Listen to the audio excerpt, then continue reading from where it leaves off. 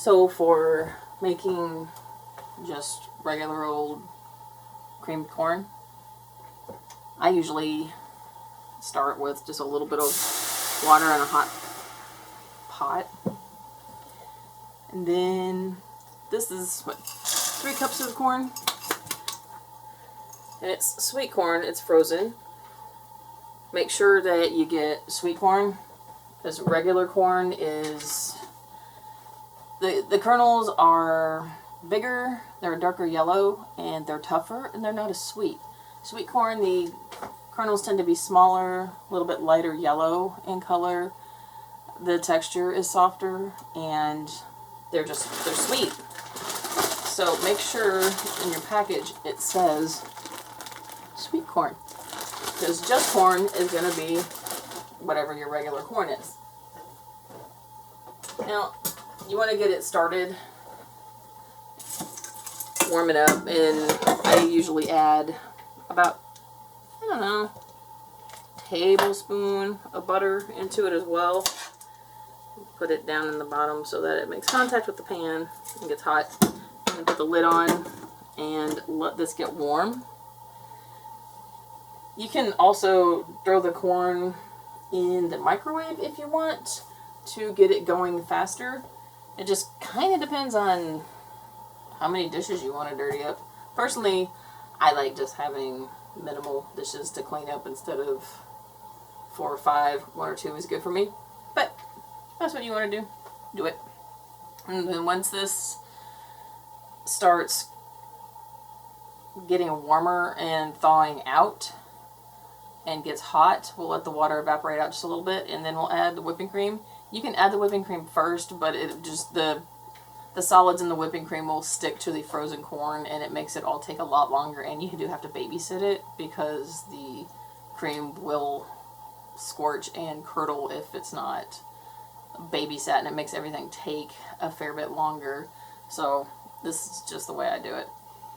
Now once it gets going, which usually only takes a few minutes depending on whether or not, unlike me, you remember to turn up your burner.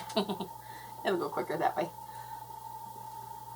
Then you add in about a teaspoon of sugar, maybe a little bit less, just depends on how much corn you're trying to make, because this also will cook down a little bit as it simmers and after you add the cream and whatnot, because you're going to let the cream cook in it for a while as well to sort of cook down the liquids and let it get a bit thicker without adding any other thickening agents.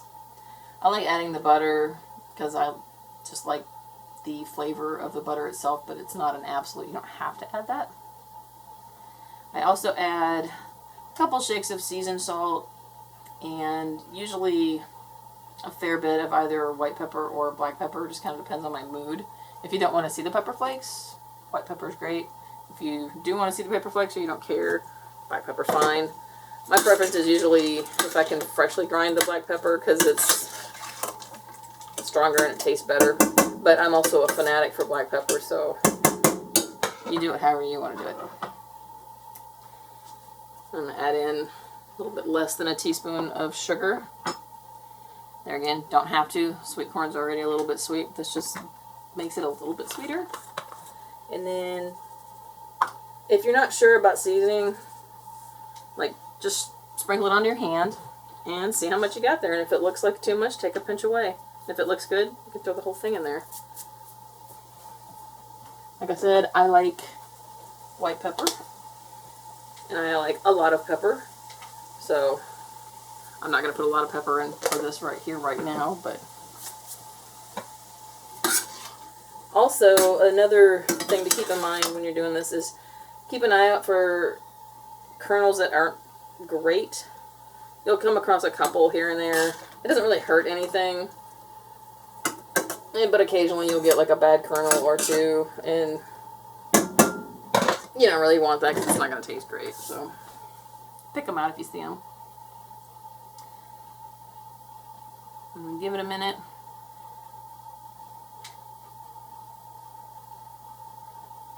And using a lid helps keep it all enclosed in there as far as heat goes, so it will heat up a bit quicker and you don't have to cook quite as high of a temperature. Saves a little bit of energy, saves a little bit of time.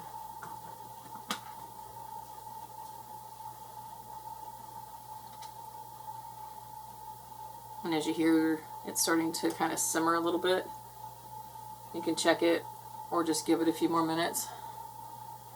It's a pretty forgiving recipe up until the point at least where you go in and add the heavy whipping cream. Then you do kind of want to babysit it a little bit more. But even that, it's not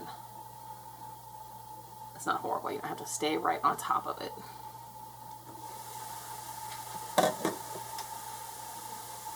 And then this is about 3 cups of corn. So I'm going to add about a 1/4 cup of heavy whipping cream. Because, you know, this is a completely scientific measurement right here. And like I said, I add the water to get the corn to start thawing out quicker at the beginning. But you don't have to add the water. It just makes it take a little bit longer if you don't. But then the water, if you've added that at the beginning, you'll want that to cook out. Because otherwise you'll have sort of watery corn here. Let's see. You get it all going. Put the lid back on it and give it a minute to warm up. But keep an eye on it because you don't want it to scorch. This is a pretty easy recipe. It's like, not exactly a recipe, more of a technique, I suppose, but, you know, maybe 10 minutes. Excuse me. And it's just going to BS in your way through making some sweet corn. There are a lot more complicated recipes that you could go through, but this works pretty good. It's pretty easy, and it's pretty tasty. And you can adjust the seasonings to whatever you like. Like if you like Cavenders, put little Cavenders in there. If you like Slap Your Mama or Tony's, they work great in it too. Apparently there's a fly in here. Now that it's simmering, just leave the lid off of it and it'll cook down and evaporate out. Because with sweet corn, the kernels are already more tender, so they don't really have to cook all that long to be perfectly fine with eating them because they're already nice and tender and sweet. At this point, it's just waiting to see how much you want your liquid to cook down. I like to let it cook down a fair bit so it's not watery all over the plate, but everybody's got their preferences, so, you know, you do you. This part usually only takes a couple minutes, though, because, like I said, it doesn't take it long for the moisture to evaporate out of it. And then as you get spatters, for me personally, I like to whip it up as I go. Sometimes it's a little easier said than done, so, you know, makes it easier for cleanup at the end of the cook time here.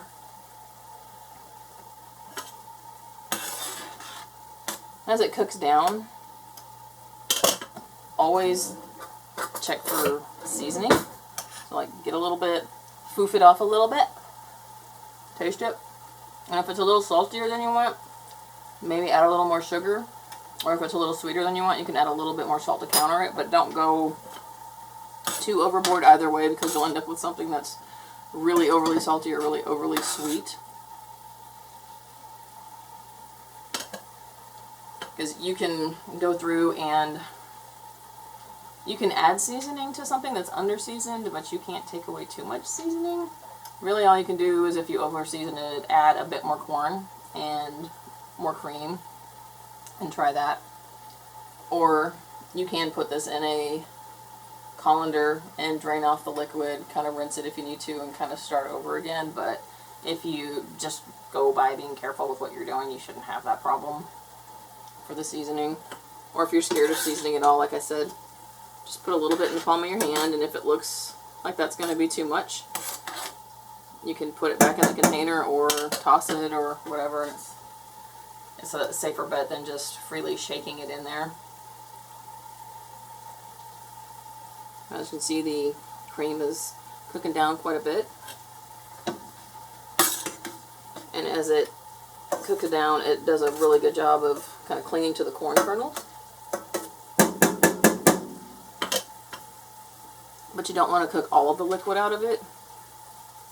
It doesn't really hurt anything, but it's just a better, nicer consistency if you have a little bit of the cream liquid left in there, because it clings to all the kernels and adds to a nice overall creamed corn experience, as it's why. For me personally, I'll turn it off somewhere about right here. If you like it absorbed a bit more on the water, then, you know, cook it a little bit more. If you like a little bit less, leave it a little bit less. But at this point, I'm going to turn it off and call it done. And it's a pretty easy side that's basically just corn, butter, a little bit of sugar, a little bit of whatever you're seasoning, even if it's just salt and pepper, and heavy whipping cream. You can use something like milk, but you're not going to get the same result because the milk doesn't contain the same amount of dairy fat. So I recommend the heavy whipping cream. But that's all there is to it.